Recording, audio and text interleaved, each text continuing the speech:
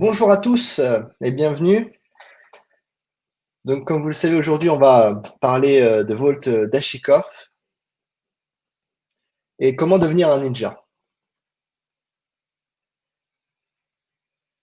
Alors déjà, petite introduction. Donc, je m'appelle Mehdi Laruelle. Je suis consultant cloud et automatisation. Donc, ça veut dire pas mal de choses.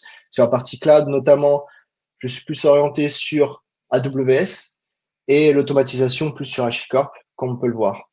En parallèle de ça, je suis aussi formateur officiel côté AWS. Donc, essentiellement, la démonstration ici ne va pas cibler le cloud.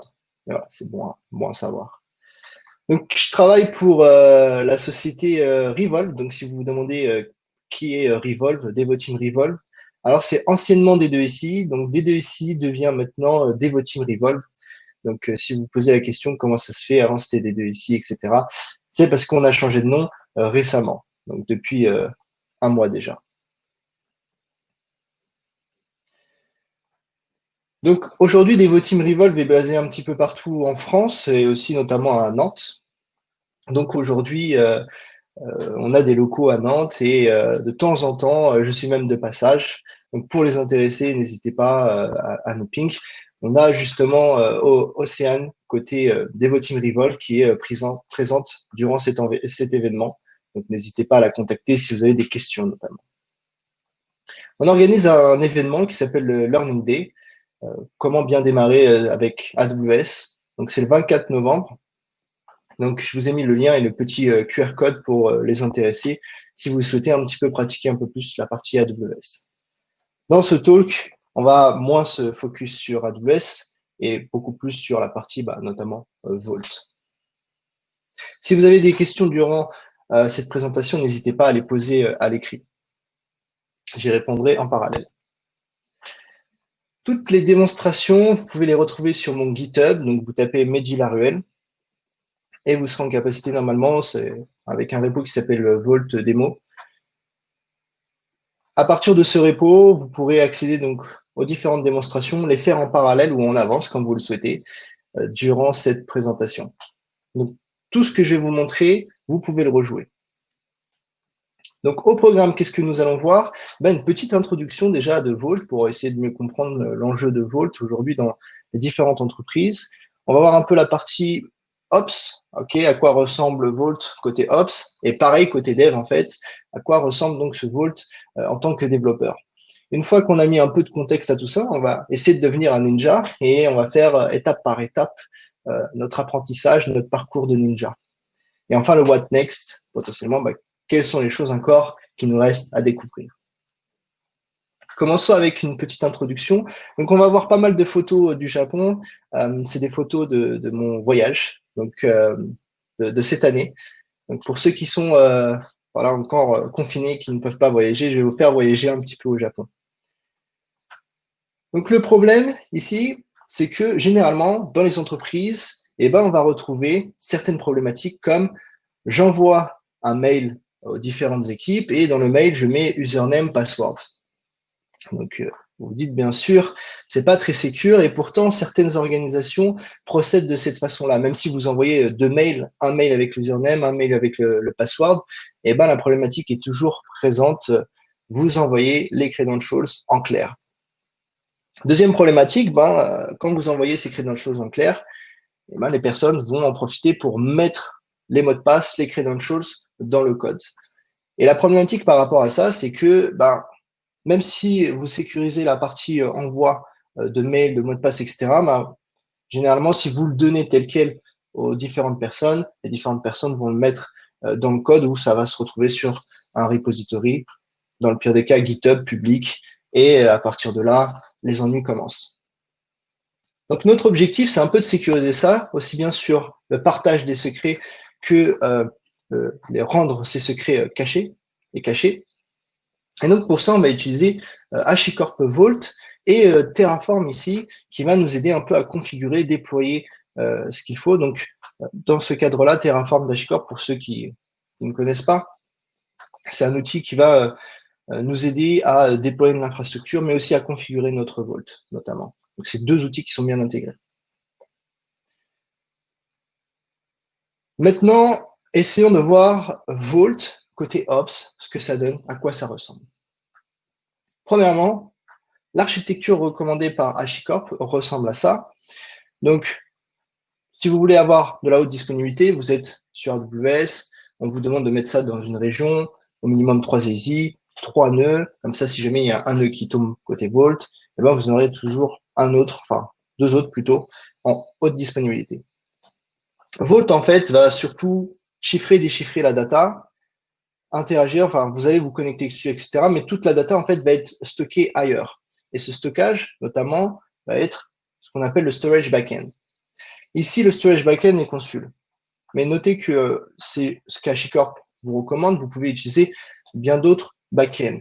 Et plus précisément, même, vous pouvez partir sur une architecture un peu V2 et vous dire, bah, le backend, en fait, je vais le mettre dans le Vault lui-même.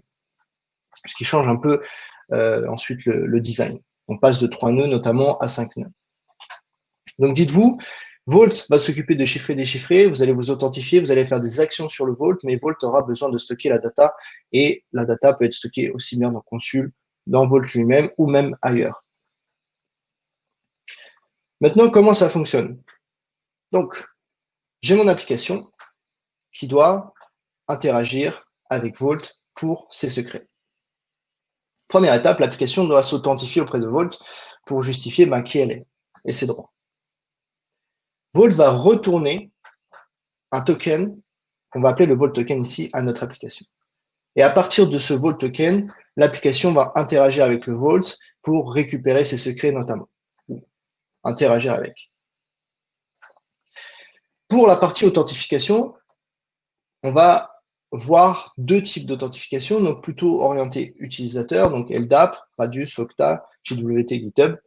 Donc vous pouvez mettre une ou plusieurs de ces authentifications. Et on aura d'autres qui seront beaucoup plus orientés applicatifs. Donc, on va parler ici dans cette présentation de AppRole, qui est plus orienté pipeline, mais vous pouvez bien entendu utiliser d'autres si vous le souhaitez en fonction de votre environnement, de votre contexte.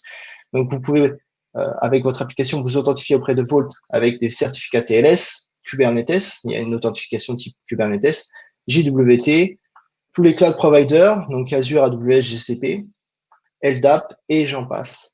Donc là, l'objectif, c'est que utiliser la meilleure méthode en fonction de votre contexte. Une fois que l'application est authentifiée, elle doit interagir avec ses secrets au niveau de Vault.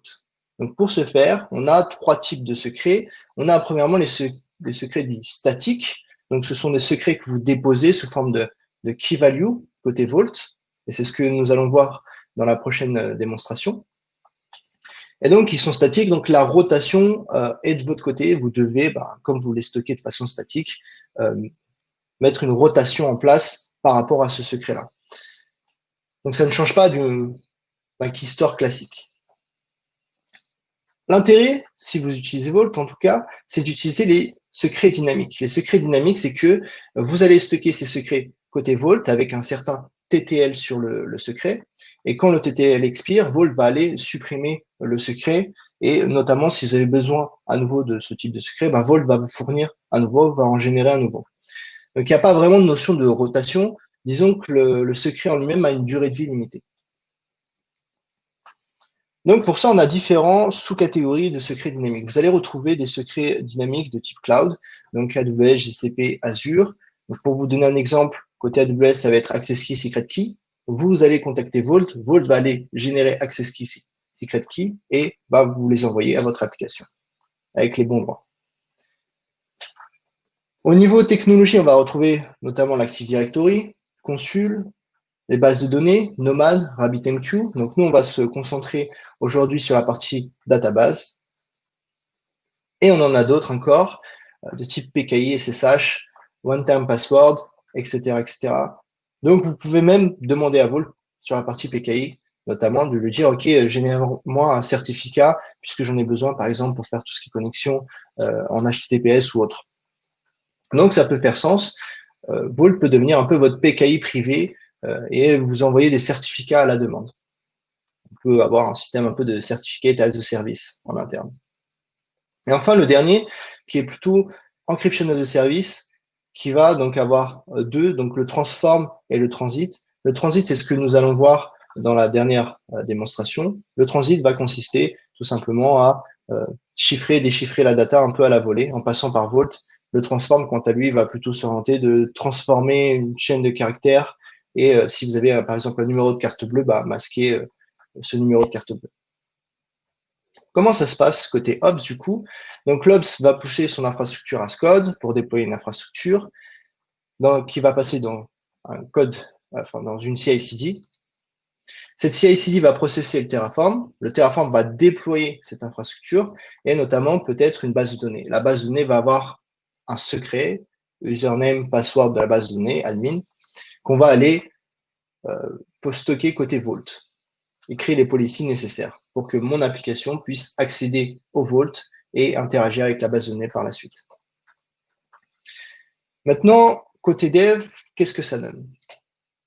Donc, comme je vous l'ai dit, on va utiliser l'authentification à Prole, mais vous pouvez utiliser une autre. Pour faire simple, cette authentification à Prole va passer par un role ID, secret ID. C'est un peu comme ce que vous retrouvez notamment sur AWS avec Access Key, Secret Key. Sauf qu'ici, c'est le role ID et Secret ID. Le role ID est statique, le Secret ID est variable. L'objectif, quand vous utilisez l'authentification à Prole, c'est que généralement, vous l'utilisez dans un contexte pipeline parce que le challenge ici, c'est d'insérer le role ID et le Secret ID de façon secure dans votre application. Donc, il vous faudra notamment une CI/CD pour y parvenir. À partir de là, votre application va utiliser le role ID Secret ID pour vous authentifier auprès du Vault et récupérer son Vault token pour interagir avec lui et récupérer ses secrets. Comment ça se passe côté dev du coup? Donc, imaginons qu'on est dans un contexte un peu de CI/CD. Aujourd'hui, dans la démonstration, j'ai pas de CI/CD, c'est pour que chacun puisse faire la démonstration de son côté. Donc, je triche un peu sur cette partie-là. Mais en production, bien évidemment, il faut sécuriser un maximum cette partie. Donc, l'Obs va vous envoyer par exemple un role ID. Le dev va mettre ce role ID au niveau du code, va pusher son code dans la CI/CD. Et la CI/CD va processer un Terraform qui va récupérer le secret ID à la volée et l'injecter dans le code en variable d'environnement ou autre, peu importe la méthode. C'est que à la fin, l'application ait le role ID secret ID de façon sécurisée. Donc, comment devenir un ninja du coup? Quelles sont les étapes à suivre? Donc, première étape, il faut identifier les secrets dans nos applications, ce qui n'est pas forcément chose aisée. Une fois qu'on l'a identifié, on va extraire ce secret-là de notre application et on va le mettre dans Vault. Si possible, on va essayer de rendre ce secret dynamique pour que le secret change, puisque dans un premier temps, on l'a mis dans le Vault tel quel, donc c'est un secret statique, c'est de le rendre dynamique. Et enfin, si possible, chiffrer toute la donnée sensible, notamment. Ça, c'est la cerise sur le gâteau. Donc, commençons justement les étapes pour devenir un ninja et voir comment on peut transformer notre application sans ces secrets. Donc, première étape, première démo, c'est de récupérer ce fameux secret. Donc là, ça va être hop. Vous pouvez aller sur mon repository sur GitHub et vous allez tomber sur ça. Donc notamment ici, comme on peut le voir, dans cette étape 0, je vais avoir un Docker Compose qui va lancer mon application, un Docker File, etc., etc. Et c'est la partie web en fait qui va nous intéresser ici. Dans cette partie web, j'ai un fichier qui est index.php. Sur ce index.php, on va avoir notamment ici le code de l'application qui va interagir avec une base de données. Donc pour faire simple, c'est juste du PHP qui se connecte à une base de données, qui écrit des valeurs dans la base de données, qui récupère ces valeurs et qui les affiche. Ici, le point d'attention, donc, c'est le pass égale dev. Donc, c'est le fameux secret. Notre objectif, c'est d'extraire ce secret-là et de le stocker dans Vault, dans la prochaine étape, notamment. Donc, c'est ce qu'on va essayer de faire. Donc, deuxième étape, on va essayer d'extraire ce secret-là, le stocker dans Vault. Donc, démonstration avec une magnifique. Donc, c'est bien une photo du Japon pour ceux qui se posent la question. Donc, étape 1, on va essayer d'extraire ce secret-là. Donc, je l'ai déjà fait pour vous. Si on voit côté index.php, dans cette étape 1, en fait, ce que nous allons voir, c'est que, premièrement, le secret n'apparaît plus en clair ici, dans le code. En fait, on va le récupérer avec une variable d'environnement. Donc, notre challenge ici, c'est que on va récupérer l'username et le mot de passe en variable d'environnement, d'accord? Et ces variables d'environnement, en fait, on va les setter au démarrage. Donc, je passe, toutes mes démos sont sous Docker. Donc, au démarrage de mon conteneur Docker, il va aller à l'initialisation récupérer en fait username password de démarrage et setter ces variables d'environnement. Donc, il va passer notamment par Vault. Donc, pour ce faire, à l'initialisation, j'ai un petit script ici qui s'appelle vault.sh qui va notamment récupérer, donc, premièrement, le role ID, secret ID pour que mon application puisse s'authentifier auprès du Vault. Et cette ligne ici va permettre à mon Vault de s'authentifier, enfin, à mon application de s'authentifier auprès du Vault. Et ensuite, on récupère les secrets. Et une fois qu'on récupère les secrets, on les met en variable d'environnement. Et une fois qu'on les a mis en variable d'environnement, on lance mon process, on lance mon application web. Donc, on va démarrer. Donc, j'ai un Terraform qui m'occupe de faire toute la configuration de mon Vault, etc. Donc, pour les plus curieux, n'hésitez pas à regarder de quoi est fait ce Terraform. Donc, je vais lancer mon infrastructure. Hop. Et mon infrastructure va notamment lancer donc la base de données, le Vault, tout ce qui s'ensuit, sauf l'application. Il va tout lancer sauf l'application. Pareil aussi, une fois que tout est lancé, je vais exécuter un Terraform et ce Terraform-là va notamment processer la configuration du Vault. Comme on peut le voir ici, on récupère bien un role ID et un secret ID pour notre application. C'est ce que mon application va utiliser pour s'authentifier.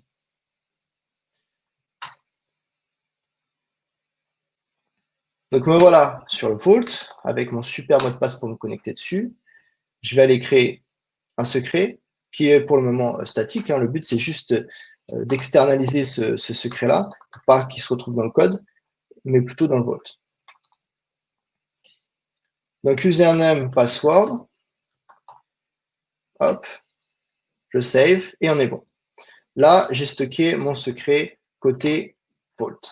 Maintenant, je vais démarrer mon application. Donc, je vous le fais manuellement pour la démonstration, mais vous pouvez bien sûr automatiser le process. Donc, c'est parti, on lance l'application qui va donc récupérer ce role ID et secret ID. Donc, je triche, hein, je simule un peu une CI/CD. Et mon application ici affiche bien ce Hello World, se connecte bien à la base de données et récupère bien les valeurs concernées. Donc, pour le moment, on est OK, on a réussi à externaliser ce secret. Et maintenant, notre challenge, en fait, ça va être, pour le moment, mon application n'a pas encore de rotation telle quelle. Donc, notre challenge, ça va être de se dire, bon, bah, c'est bien, j'ai mis mon secret de façon statique, mais maintenant, on va essayer de le rendre un peu dynamique. Donc, pour ça, on va utiliser un type de secret backend qu'on a vu, qui est plutôt dynamique, qui est database. Donc, comment ça se passe? Donc, j'ai mon application, j'ai mon Vault, j'ai ma base de données. Dans l'idéal, ce serait donc que mon application va demander à Vault des secrets de base de données. Vault dit OK. Je te récupère ça. Donc, il va aller contacter la base de données. Il récupère username, password, donc généré à la volée. Vault génère un utilisateur de base de données avec un TTL dessus. Il donne les credentials à l'application qui va les utiliser par la suite pour se connecter à la base de données. Dans le meilleur des mondes, l'application contacte Vault et dit « Ok, j'ai terminé d'utiliser les secrets, tu peux révoquer les credentials » et Vault va révoquer ces credentials-là, côté base de données. Si ce n'est pas fait, si l'application ne contacte pas le Vault, ben, on a mis un TTL dessus. Donc, par exemple, au bout de 2 heures, on supprime l'utilisateur et même si l'application ne revient pas à côté Vault, Vault va quand même supprimer ce secret-là. Faisons cette petite démonstration d'étape numéro 2. Donc, si vous avez des questions, n'hésitez pas à les poser en parallèle, hein, j'y répondrai, même si je fais des démonstrations ou quoi que ce soit. Donc, je vais lancer mon infrastructure. Et dans mon infrastructure, cette fois-ci, je vais dans mon Terraform. Donc, j'ai fait quelques modifications au niveau du Terraform pour les plus curieux. Mais cette fois-ci, comme vous pouvez le noter, il n'y a plus le vault.sh d'initialisation. D'accord? Pourquoi? Parce que, en fait, le workflow, on l'a fait changer côté application. Et on dit à notre application de contacter directement le vault. Donc, pour ce faire, je vais vous montrer ça.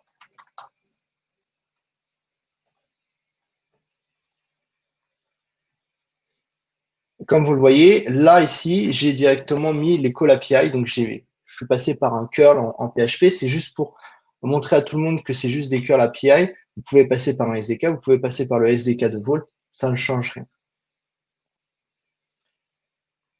Donc, par rapport à ça, mon application s'authentifie auprès du Vault, role ID, secret ID comme d'habitude, récupère le secret à la volée et à chaque fois, du coup, qu'on va rafraîchir la page, il va récupérer un nouveau secret côté Vault. Il va dire à Vault, régénère-moi un nouveau secret.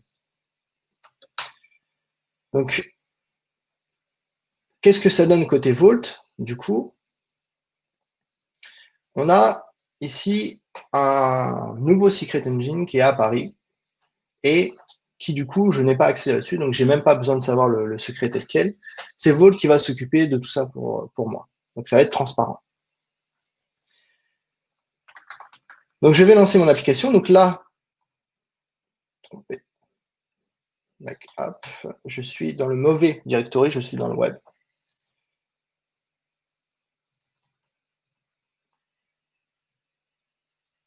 Alors,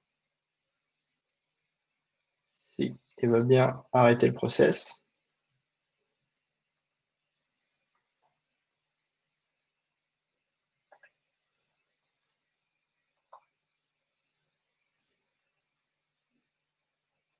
Il semblerait qu'il ne veut pas arrêter le process. Très bien.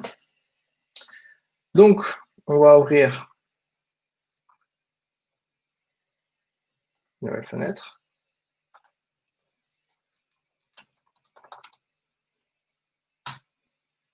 Tac. Ce sont les aléas du direct.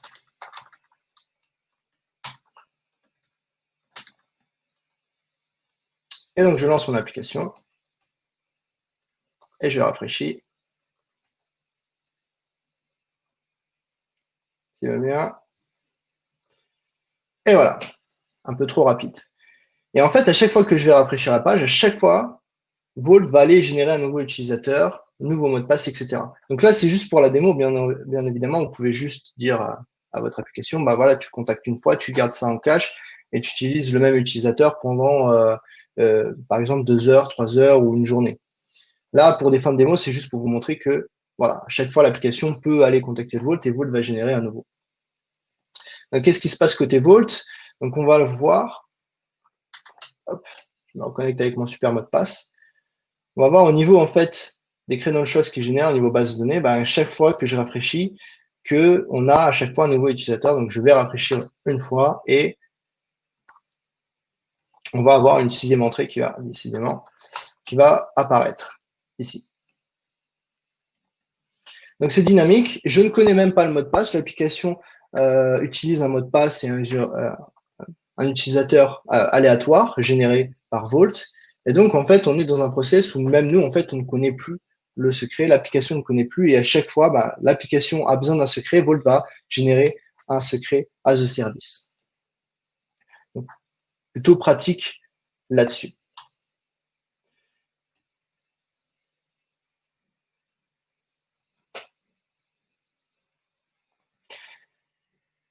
Next step, c'est la partie chiffrement de la donnée sensible. Pour ce faire, dans l'idéal, ce serait d'avoir 2 applications, donc A et B, une qui va stocker la donnée chiffrée en base de données, l'autre qui va l'utiliser, la déchiffrer. Donc là aussi, on va changer un peu le workflow. Donc, l'application A va contacter Vault, va dire à Vault, j'ai besoin que tu me chiffres cette donnée. Vault va dire OK, voilà la donnée chiffrée. Donc, l'application A récupère la donnée, la stocke dans Vault, et ensuite on a l'application B qui va récupérer cette donnée chiffrée.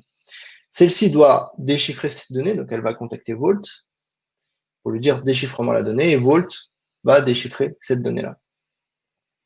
Donc, dans ce process-là, en fait, on a l'application A qui n'a pas besoin de librairie de chiffrement, etc., puisque c'est Vault ici qui va chiffrer. Et pareil, en fait, d'un point de vue Vault, vous pouvez mettre des permissions granulaires là-dessus en disant que juste l'application A est en capacité de chiffrer et l'application B est uniquement en capacité de déchiffrer.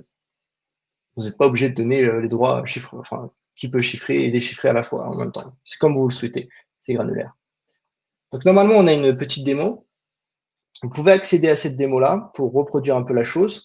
Donc, ici, on va déployer l'application A et vous allez vous faire passer pour l'application B. Dans le README, vous avez toutes les informations pour reproduire la démonstration. Donc, il n'y a pas de souci là-dessus si vous souhaitez justement pratiquer et faire cette démonstration. Par manque de temps, voilà, on ne pourra pas faire celle-ci. What next? Du coup, ce qu'on a mis en place, c'est vraiment juste pour voir à peu près les fonctionnalités du Vault, secret statique, secret dynamique et encryption as a service de Vault. Mais il y a vraiment des choses qui simplifient l'intégration du Vault. Donc, pour information, j'ai utilisé Curl. Vous pouvez utiliser les SDK Vault qui vous simplifient le déploiement, l'intégration avec vos applications et autres. Notamment, vous avez le Vault Agent qui s'occupe en fait de l'authentification côté Vault. Donc, plus besoin en fait de développer un Vault.sh ou quoi que ce soit.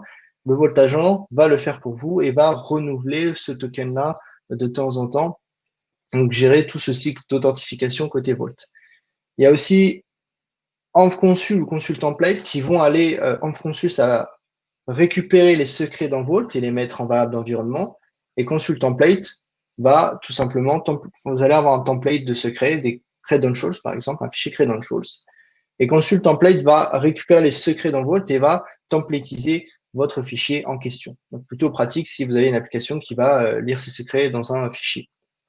Ce qui est intéressant avec ces outils-là, c'est qu'ils vont automatiquement renouveler. S'il y a par exemple un nouveau secret, ils vont aller mettre à jour donc le fichier en question ou les variables d'environnement et relancer le process. Et enfin, Consul Service Mesh, si vous utilisez Consul sur pas mal d'outils, vous pouvez mettre en place un service mesh en plus de Vault, générer des certificats un peu à la volée, donc c'est plutôt pratique. Dernière chose, avant de clôturer ce talk, donc the last but not the least, ce qu'il faut retenir par rapport à l'usage de Vault, c'est comme vous l'avez vu, surtout au niveau de la deuxième démonstration, plus on avance dans cette démonstration et moins on en sait au niveau du secret.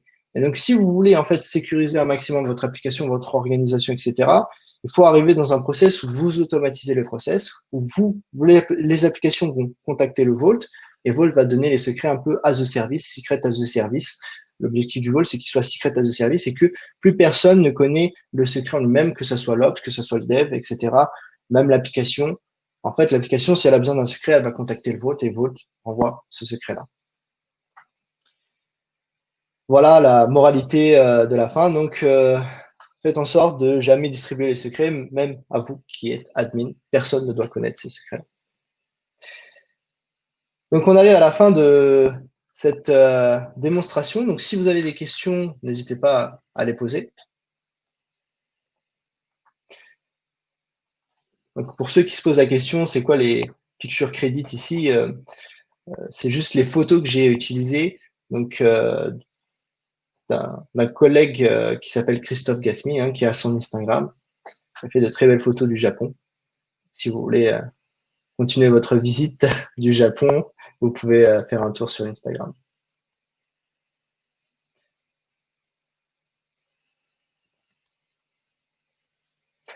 Donc, merci à tous. Je vois qu'il n'y a pas de questions. Si vous voulez, de toute façon, si vous avez des questions ou quoi que ce soit, n'hésitez pas à m'envoyer un email, mehdi@revolve.team.